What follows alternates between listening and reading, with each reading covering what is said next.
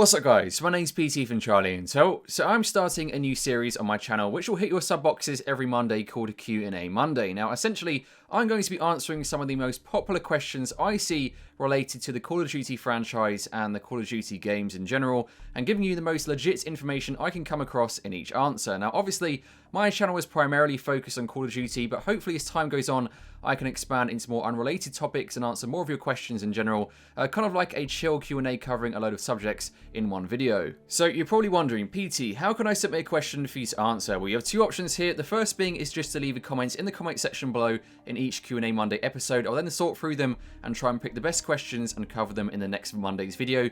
But an even better option is to use the question form in the description below. So there's a link to a form in the description. Click on that. It takes you to a form you have to fill out. And then of course I'll receive the question in a big inbox and try and go through the best questions and sort through them to then put them in a Monday episode for the following week. So, it's episode 1, and I thought I'd kick things off with a very popular question I receive on Twitter and YouTube and so on, and that is, as you probably guessed, what do you think the next Call of Duty will be, and will it be based in the past, modern day, or future in terms of its era? Now, before I continue, I just want to say I have no insider information about the next game from Sledgehammer Games in 2017, so Activision isn't telling me things behind the scenes or anything like that, so I have absolutely no idea, but I'm going to give you the most logical and confident answer I have in terms of what the next game might be in 2017.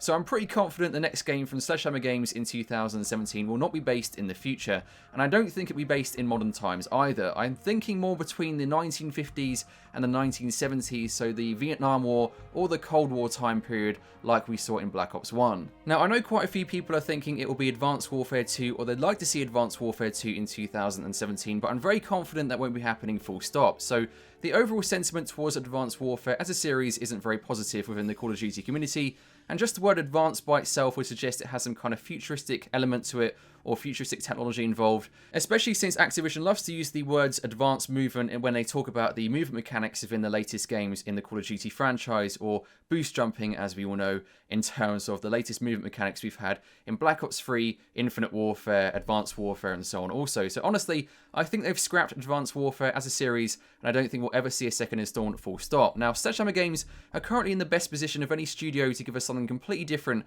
to what we've seen in the last 3 or 4 years in terms of future-based Call of Duties and flying all over the map. So I know Activision have loved the word of verticality recently, but I'm fairly certain 2017 will be more focused on horizontal movement or boots on the ground as opposed to flying all over the map and wall running from A to B. Now, back in November 2015, Glenn Schofield, who is the studio head at Sledgehammer Games, put out the following tweet which said, "Can't talk about the game, but we listened, and I'm so fucking stoked about this one." Now, I have no idea what that tweet really means, but I'm guessing they've acknowledged people's negativity towards the exosuit in Advanced Warfare, so they're going to do the complete opposite in terms of movement, but of course time will tell, and we'll soon find out as we get into 2017. So if I had to conclude on this question, and if I had to put money down on a bet in terms of whether I thought the next game will be based in the past, present or future, I would put all my money down on the past, or perhaps pre-modern, I guess is another way of putting it. So anything before the year 2000 or so in terms of its timeline. Now, another question I see quite often, and also a lot of opinions I see also about this subject, is supply drops. So whether or not we'll see supply drops in future games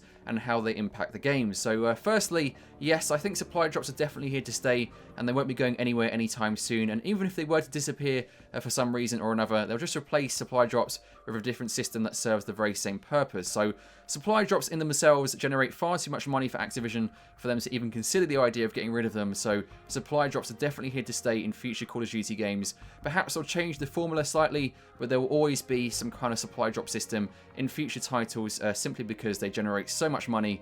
And in a time when Call of Duty is on a downturn in terms of sales, supply drops are right there to help them continue making money for the Call of Duty franchise across the year. So in terms of my opinion on supply drops, this one is pretty simple. So I think supply drops should only really impact the game cosmetically, but if they do decide to include content in the game, then you should only pay for cosmetic content with supply drops, and you shouldn't have to pay for any kind of weapons or content in the game that you can actually earn through the game itself by playing it across X hours or doing X challenges. And it should also not include any exclusive weapons or content in supply drops that actually affect the gameplay of the game, such as weapons and so on as well. So if you pay for anything in supply drops, it should be only cosmetic, and the rest of it should be completely free that you earn through actually playing the game or completing X challenges and so on to then unlock and open supply drops in the game. Otherwise, they should just keep it, a level playing field. I think it takes away from the competitiveness of Call of Duty if you just add in a pay-to-win kind of model with supply drops, with exclusive content in supply drops that you only earn from actually buying them in the first place. So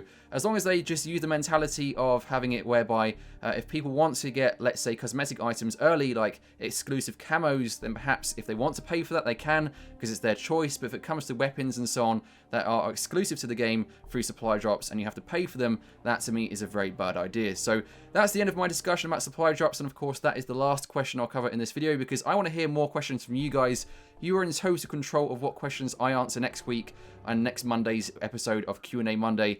So make sure you leave questions in the comment section below, or use the question form so I can get a list of your questions and start answering as many as I can in next week's episode of Q&A Monday. As always, if you enjoyed the video, be sure to leave a like, because I really appreciate it, and of course subscribe for further Charlie Intel content every 1 to 2 days. Thanks for watching, guys. See you in next week's episode of Q&A Monday, and see you tomorrow for another video on my channel. Thanks for watching again. Goodbye.